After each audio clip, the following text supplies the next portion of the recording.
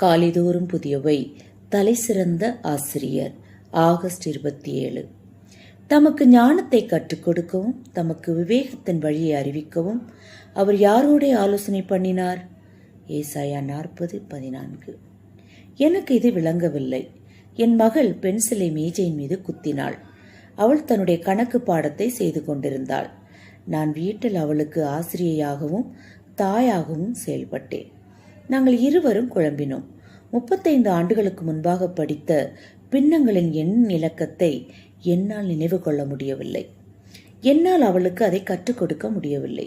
ஆகையால் நாங்கள் இருவரும் அதை விளக்கும் ஆன்லைன் ஆசிரியரின் காணொலியை பார்த்தோம்.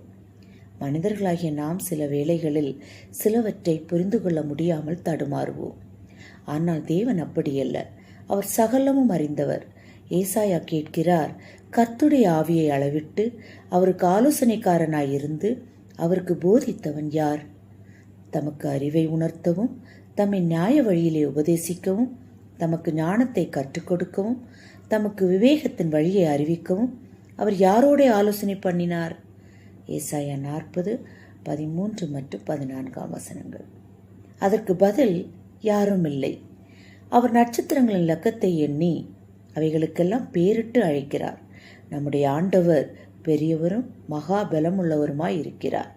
அவருடைய அறிவு அளவில்லாதது. கர்த்தர் சாந்த குணமுள்ளவர்களை உயர்த்துகிறார், துன்மார்க்கரை தரைமட்டும் தாழ்த்துகிறார். மனிதன் தேவ சாயலில் சிருஷ்டிக்கப்பட்டபடியால் மனிதனுக்கு ஞானம் உண்டு. ஆனால் நம்முடைய ஞானம் கொஞ்சமானது. அதற்கு எல்லை உண்டு. ஆனால் தேவன் துவக்கத்திலிருந்து முடிவு வரை அனைத்தையும் அறிந்தவர். சங்கீதம் 147:5. தொழில்நுட்பத்தின் துணையோடு இன்று நம்முடைய அறிவை வளர்த்து கொள்ள முடியும். எனினும் நாம் தவறு செய்யக்கூடும். ஆனால் இயேசு எல்லாவற்றையும் துரிதமாக ஒரே நேரத்தில் முழுமையாய் சரியாய் அறிந்தவர் என்று ஓர் இறையியல் வல்லுநர் கூறுகிறார். எத்தனை மனிதர்கள் ஞானத்தில் சிறந்தவர்களாய் தெரிந்தாலும் கிறிஸ்து எல்லாம் அறிந்தவர்.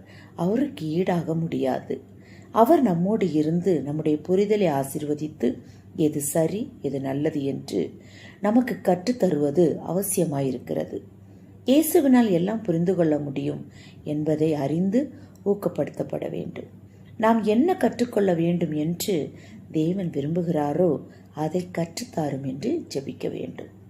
ஜெபம். இயேசுவே, நீர் எல்லாம் அறிந்தவராயிருப்பதால் உம்மை துதிக்கிறேன். முழு இருதயத்தோடு உம்மை நேசிக்கிறேன். ஆமென்.